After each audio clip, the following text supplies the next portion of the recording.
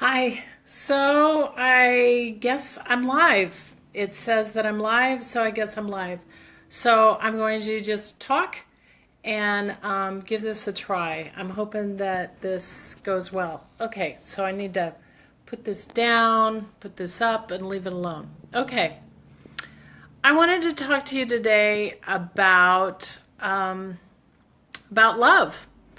And I wanted to start with what is love? And so the title of my thing is the title of this post is Love Has Everything to Do with It. You know, I loved that song, What's Love Got to Do with It? I loved that song. It's got a great beat and it's easy to dance to. And if you're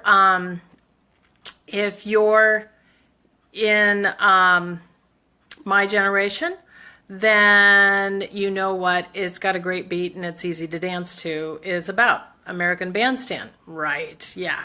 Okay, so I just wanted to start with what is love? And remembering that I'm not a preacher, I'm not a pastor, but I am going to go for it.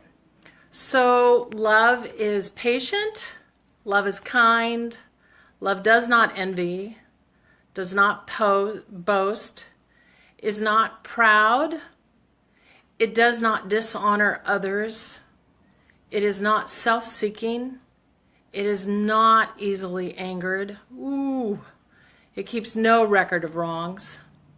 Love does not delight in evil, but rejoices with the truth. It always protects, always trusts, always hopes, and always perseveres. And I don't know about you, but for me, living up to those standards of perfect love are pretty incredibly challenging. Yes, because I think about that love is patient, and I think about all the times that I don't come across patient. Maybe I've had a little bit too much caffeine. My older son could attest to that. Or I don't know, what's the hardest part for you about practicing love? Because love, you know, it's a warm, fuzzy feeling. I think love is a warm, fuzzy feeling, but I think love that is committed. I've been married for 29 years, and I just think about the fact that love really is an action. And one of the things that I wanted to talk about today is how Patti LaBelle wrote this awesome book. Sometimes I read book titles and I just make up what the book is about. But she wrote this awesome book, and it was called Don't Block the Blessings. And I think about Valentine's Day, and I think it's an opportunity to block the blessings in our lives. Because I know I'm shaking. I should hold a selfie stick and all of this stuff. But I think about the fact that that sometimes my love language, what I feel loved by, is really different from my husband's love language, or my kids' love language, or my dog's love language, or my cat's love language, or my friend's love language.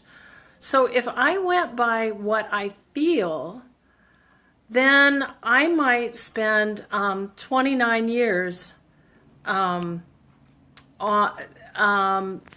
that I'm not loved. Oh, Joe, a friend of mine, is having trouble finding me.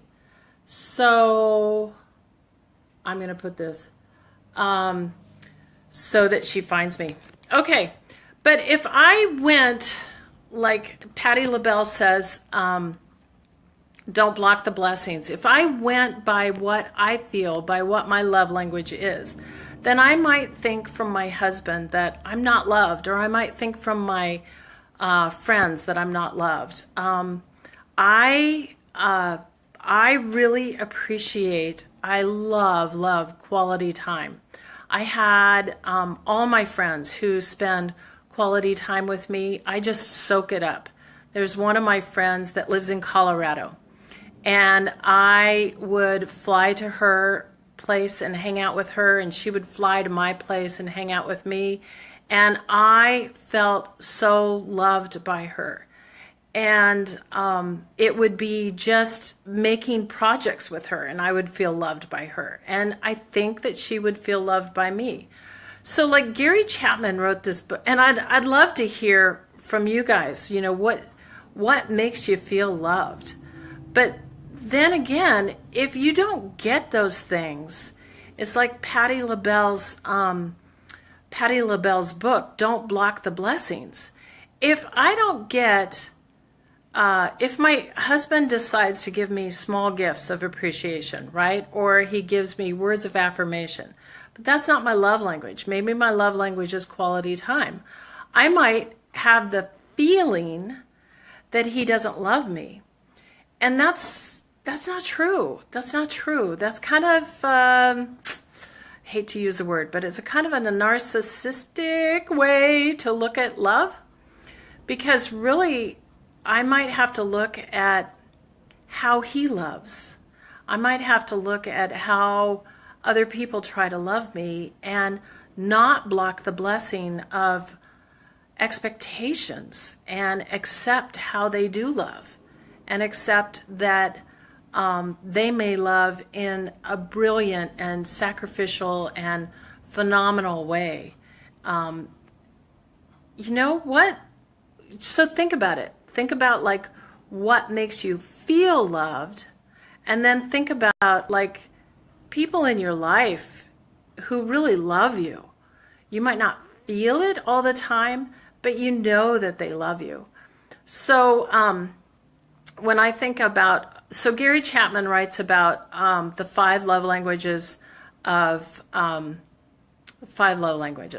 typically people have. So one of them is small gifts, like flowers and rings and maybe cars, depending on who you are, or a kayak. Kayak's always a wonderful thing to receive to tell me that I'm loved. But he talks about 1, small gifts, 2, acts of service, 3, words of affirmation. So that would be, hey, I really appreciate you. Thank you so much. Words of affirmation. And quality time is the 4th one. And the 5th one is physical touch. And physical touch doesn't mean sexual touch. Sorry, guys. Sorry, gals.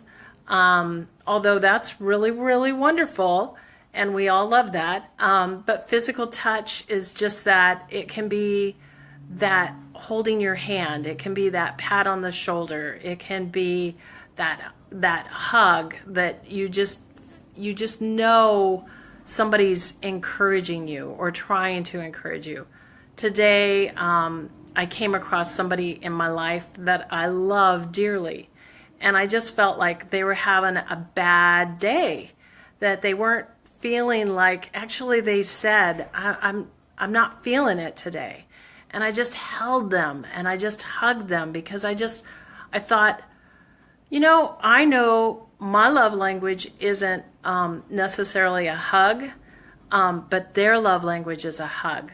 So I got out of myself and just hugged them and just said, hey, I'm trying to infuse you with love today. Just infuse you with love. So, yeah, I'm just kind of curious about when you think about love and you think about, like, I have clients in my life that throughout the years, throughout 24 years, they might say, well, if he loved me, he'd bring me flowers, or if he loved me, he'd bring me a card, or if he loved me or she loved me, she'd make me a meal, or if she loved me, she would know that I need this help. And I just want us to stop. I want us to think about, maybe people are really loving us. Maybe we're blocking the blessings. Maybe if we set aside our expectations, maybe say, I love how you try to love me. I want to let you know what feels better for me, but I receive the way you love me right now. I receive what you're trying to do. I receive how you're loving me. Maybe we're actually going to feel the warm fuzzies if we change our way of thinking and accept how people love us. So I kind of want to encourage you with that today. I want you to ask yourself a few questions. Do you stop? I'm really sorry because I'm seeing that my connection is weak, and so I just want to say that flat out that I'm thinking I'm going to do this once a week, and I'm going to find a place where my connection isn't going to be weak. So we'll figure that out. So I just want you to ask yourself, do you stop and think about what your partner's son's, daughter's, dog's love language is? And do you just try to speak that love language? Even if it means that doesn't mean a lot for you. Like small gifts, I love small gifts. But they don't mean as much to me as sitting down and spending quality time or talking with me. Hi, Patricia. Thanks for joining me. I really appreciate it. So we were talking about love and talking about not blocking the blessing of feeling loved by our expectations, because sometimes our expectations of that those flowers on Valentine's Day block the reality that we are really loved. And so then what I want you to think about is the people in your life, and if maybe they are trying to love you, but just in a way that doesn't feel like it. But they're committed to you. I think I think about my parents, and I think about how they loved me and how sometimes it felt like love and sometimes maybe it didn't feel like love. Hi, Helen. But I love you, Helen. I was talking about you, Helen, and how quality time is one of my love languages, and you give me that. So anyway, when I even think about my parents, sometimes people don't say I'm sorry, but they do I'm sorry. Sometimes people don't say I love you, but they do I love you. They walk with you, they stick with you, they're committed to you, they listen to you. Or my mom never apologized, bless her heart. And that used to really bug me. And then I think about it, and I think about, man, she might not have ever apologized, but she walked out apology. She loved me with a firm and a deep love. And then also, if she ever kind of blew it, she'd send me a microwave, or she'd send me money or something like that. It was an apology. And I choose to not block the blessings. I choose to receive how people love me and how they do love, not how I do love. So I just want to encourage you today. I also want to encourage you. I know you've heard this statement. Would you rather be right, or would you rather be in relationship? And nowadays we have a lot of people, and we can get sucked into it. We can get sucked into it where we think that it's about being right. And I do think there's truth in absolute truth and do justice, love mercy. Oh, turn this off. Love mercy and walk humbly with your God. I mean, there is absolute truth in that. But that's not about being right, is it? It's love mercy, walk humbly with your God. And then loving others, just going back to it. Love is patient. Love is kind. It doesn't envy. It doesn't seek harm for others. It doesn't boast. It's not proud. It doesn't, it's not self-seeking. It's not arrogant. Walk humbly with your God. I just want to encourage you, go out and love. And even if you're not getting the warm fuzzies, maybe you can talk to your loved ones and you can say, this is what it feels like to be loved by me or from me, or this is my love language. But don't block the blessings. Accept it. Just ask, am I loved? Do you love me? Because listening to me might be real love. Buying me flowers, I might just throw those flowers in the trash if you don't have the time to listen to me. I really might throw those flowers in the trash. And I love Mr. Bob Pieper because for the rest of my life, and maybe for the rest of his life if he chooses, we are going to continue to learn how to love each other, and we are going to continue to grow in understanding our love languages. Okay, so that's enough from me. Wow, whatever. So I'll see you next Tuesday at 1 o'clock.